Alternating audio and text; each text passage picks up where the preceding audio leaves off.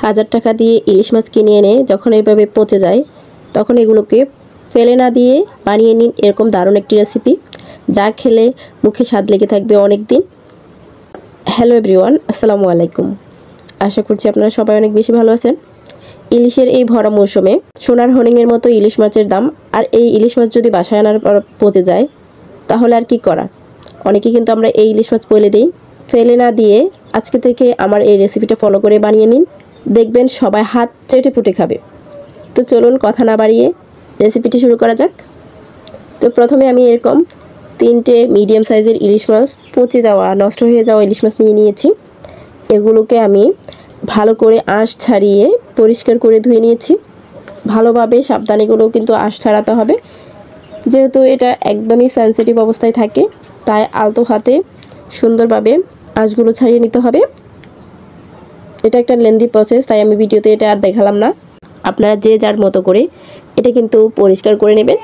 এবার এই ইলিশ মাছে আমি দিয়ে দিচ্ছি প্রথমে 1 কাপ পানি, এরপর দিয়ে দিচ্ছি হলুদ, আর কিছুই দিচ্ছি না, কোনো লবণ মরিচ এখানে অ্যাড করছি না, শুধু হলুদ দিয়ে মাছগুলোকে আমি সিদ্ধ করে নিচ্ছি 7-8 মিনিট। সিদ্ধ করতে দিয়ে দিচ্ছি আমি 7-8 মিনিটের জন্য। আর এই ফাঁকে এই ইলিশের রেসিপিটা আমি যেহেতু কচু শাক দিয়ে করব, তো এখানে 8-10টা কচু পাতা আর কিছু ফুল নিয়ে নিয়েছি, একদমই অল্প। এগুলোকে আমি ভালোভাবে ধুয়ে তারপর কেটে নিয়ে নিয়েছি। অপরদিকে আমার চুলার মাছগুলো কিন্তু সিদ্ধ হয়ে গেছে। এবার মাছগুলোকে ঠান্ডা হলে এগুলোকে প্রসেসিং করার পালা। এবার কাটা ছড়িয়ে নেওয়ার বিষয়টা কিন্তু অনেক বেশি ঝামেলা, তো আমি কাটাটা কীভাবে ছাড়িয়ে নিচ্ছি একটু আপনাদেরকে ডিটেলসে দেখাচ্ছি। মাছের টুকরোগুলো থেকে বড় যে কাটাটা সেটা ছড়িয়ে নিচ্ছি, এটা কিন্তু আমরা ফেলে দিব। এরপর আস্তে আস্তে মাঝারি যে কাটাগুলো, এগুলো মাছের কিছু অংশ সহ বেছে নিব আস্তে আস্তে। মাঝারি কাটাগুলো বেছে নেওয়া হয়ে গেলে এবার মাঝারি কাটাগুলোকে আমি ব্লেন্ডারে ছোট জারে দিয়ে ব্লেন্ড করে নিব। পানি ছাড়া কিন্তু এগুলো ব্লেন্ড করে নিতে হবে। দেখুন ব্লেন্ড করা হয়ে গিয়েছে। এই ব্লেন্ড করা মাছের অংশতেও কিন্তু অনেকগুলো কাটা রয়ে গিয়েছে। এবার এগুলো আমি বেছে নিব হাত দিয়ে। বেছে নেওয়ার পরে এখানে আরেকটু কিছু পানি দিয়ে আগের যে কাটাগুলো রেখে দিয়েছিলাম সেগুলো সাথে আরও কিছু পানি দিয়ে এগুলোকে ভালো করে ধুয়ে নিব, যাতে কাটার মধ্যে এক্সট্রা কোনো মাছ লেগে থাকলে সেগুলা কাটা থেকে আলাদা হয়ে যায়। এটা কিন্তু অনেক তরল হয়ে গিয়েছে। এভাবে আমার মাছের কাটাগুলো কিন্তু বাছা শেষ। এটা একদম পাতলা টেক্সচার হয়ে গিয়েছে। এবার এগুলো রান্না করার পালা। আমি চুলায় একটা হাঁড়ি বসিয়ে তাতে দিয়ে দিচ্ছি পরিমাণ মতো তেল। তেল গরম হয়ে আসলে তাতে দিয়ে দিচ্ছি পেঁয়াজ কুচি। পেঁয়াজ কুচিটা একটু ভাজা ভাজা হয়ে আসলে দিয়ে দিচ্ছি আদা রসুন বাটা। তারপর দিয়ে দিচ্ছি 1/2 চা চামচ কাঁচা মরিচ বাটা। আমি এখানে লাল মরিচ বা গুঁড়ো মরিচটা ইউজ করব না। এরপর দিয়ে দিচ্ছি 1/2 চা চামচ হলুদের গুঁড়া, আর 1 চা চামচ জিরা ধনিয়ার গুঁড়ো, এবং দিয়ে দিচ্ছি 1/2 চা চামচ লবণ। এবার এগুলো একটু কষানো হয়ে গেলে তেলের মধ্যে তারপর আমি কষলানো মাছের যে পানিটা ছিল এটা ঢেলে দিচ্ছি।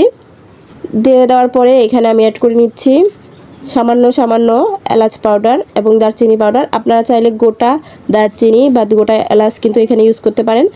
তারপর এতে দিয়ে দিচ্ছি তেজপাতা, 2টে তেজপাতা দিয়েছি এখানে।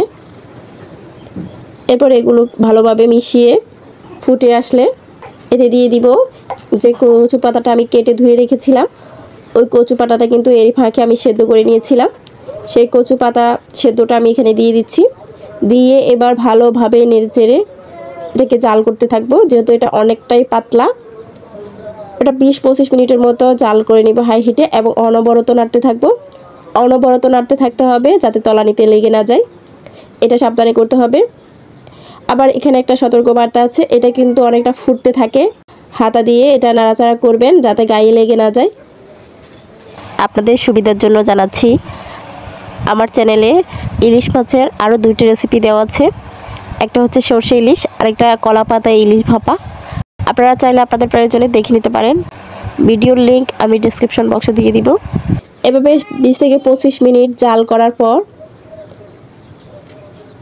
কচু শাক আর ইলিশ মাছের রেসিপিটা কিন্তু একদম ঘন হয়ে এসেছে।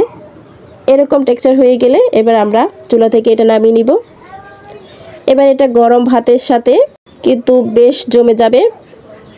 যারা কখনো ইলিশ মাছের এই রেসিপিটি খায়নি তাদেরকে প্রথম খাওয়ালে প্রশংসা পেতে বাধ্য হবেন আপনি। তাই হাজার হাজার টাকার ইলিশ মাছ কিনে এনে যদি নষ্ট হয়ে যায় তো তা নষ্ট না করে এভাবে রেসিপি করে নিতে পারেন। একটু সময় নষ্ট হলেও খেতে কিন্তু দারুণ। তো আশা করছি আমার রেসিপিটা আপনাদের ভালো লেগেছে এবং সহজও লেগেছে। ভালো লাগলে আমার ভিডিওটি like, comment, share and subscribe করে আমার চ্যানেলের পাশে থাকবেন। সবাই অনেক বেশি ভালো থাকবেন। আল্লাহ হাফেজ।